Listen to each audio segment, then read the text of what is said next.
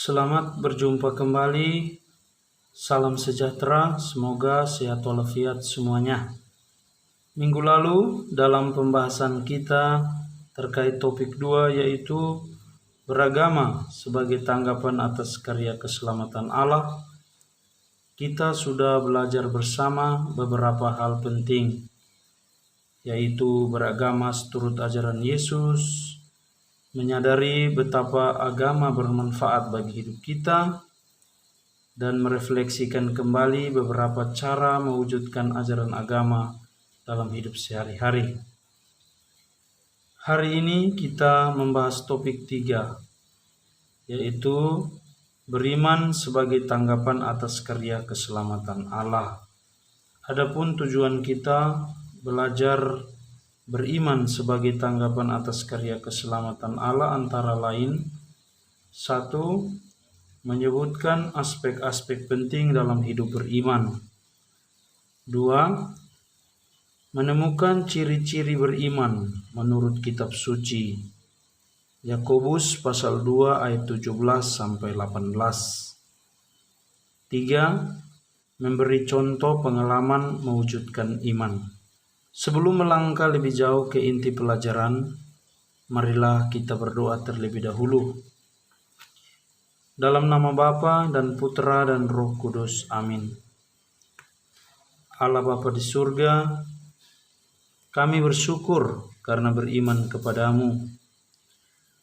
Perkenankan kami belajar beriman sebagai tanggapan atas karya keselamatanmu, agar iman kami semakin teguh kepadamu.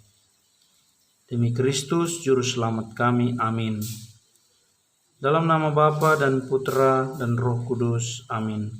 Kita memasuki langkah pertama, mendalami pengalaman beriman dalam hidup sehari-hari melalui kisah berjudul Contoh Iman.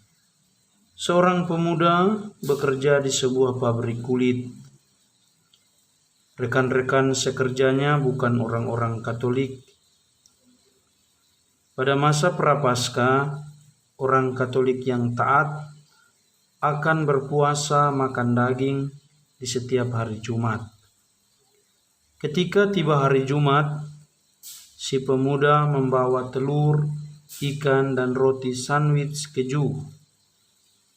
Rekan-rekannya menyebutnya pemakan ikan dan memperlihatkan sandwich daging kepadanya.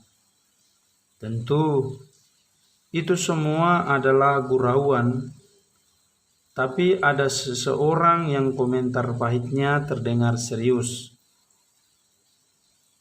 Beberapa tahun kemudian, pekerja pabrik kulit itu berjumpa dengan seorang rekan lamanya yang keluar dari sebuah gereja Katolik dan berpakaian sebagai seorang pastor Katolik. Mereka saling mengenal dan mulai berbicara masa lalu mereka. Akhirnya imam itu berkata, "Sebenarnya contoh hidupmu itulah yang membangkitkan minat saya pada agama Katolik. Saya pikir jika seseorang bisa menelan ejekan banyak orang dan tetap setia pada imannya, pastilah ada sesuatu yang luar biasa dari iman itu. Hal itu membuat saya bertanya lebih lanjut tentang gereja. Hari ini saya merayakan misa pertama saya sebagai imam Katolik." Para sahabat yang terkasih, ternyata bila iman sungguh-sungguh diamalkan dalam hidup, akan membawa dampak yang besar bagi sesama. Hal ini terbukti dari kisah seorang yang bukan Katolik akhirnya menjadi pastor Katolik karena melihat seorang penganut agama Katolik tetap teguh menjalankan puasanya, meski dikomentari secara pahit oleh rekan kerjanya. Hal ini menjadi jelas bagi kita bahwa hidup beriman memperlihatkan aspek-aspek antara lain. 1. Iman adalah rahmat atau anugerah. 2. Iman itu personal atau individu atau pribadi. 3. Beriman itu suatu proses. 4. Iman berkembang dalam kebersamaan dengan orang lain. Jadi iman bersifat sosial. Baik, kita masuk langkah kedua, mendalami kitab suci. Surat Rasul Yakobus pasal 2 ayat 17 sampai dengan 18. Sesudah Rasul Yakobus menegaskan bahwa tidak berguna bila seseorang berkata kepada saudari atau saudaranya yang kekurangan makanan, "Makanlah sampai kenyang," namun tidak memberi makanan kepadanya. Demikian juga halnya dengan iman. Jika iman itu tidak disertai perbuatan, maka iman itu pada hakikatnya adalah mati. Tetapi mungkin ada orang berkata, "Padamu ada iman dan padaku ada perbuatan."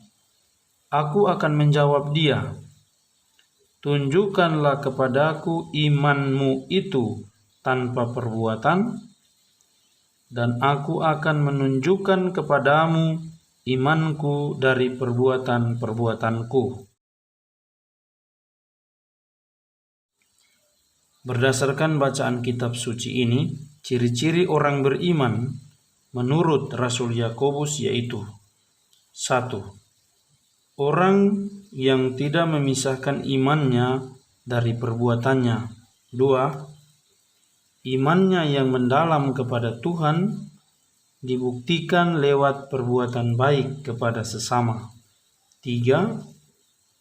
Beriman yang sesungguhnya harus diungkapkan dalam perbuatan. Dari situ dapat dipetik beberapa contoh mewujudkan iman dalam hidup sehari-hari, antara lain: 1. Terlibat dalam kehidupan jemaat setempat. 2. Rajin membaca kitab suci. 3. Rajin dan setia berdoa secara pribadi maupun doa bersama. 4. Setia mengikuti perayaan Ekaristi Kudus.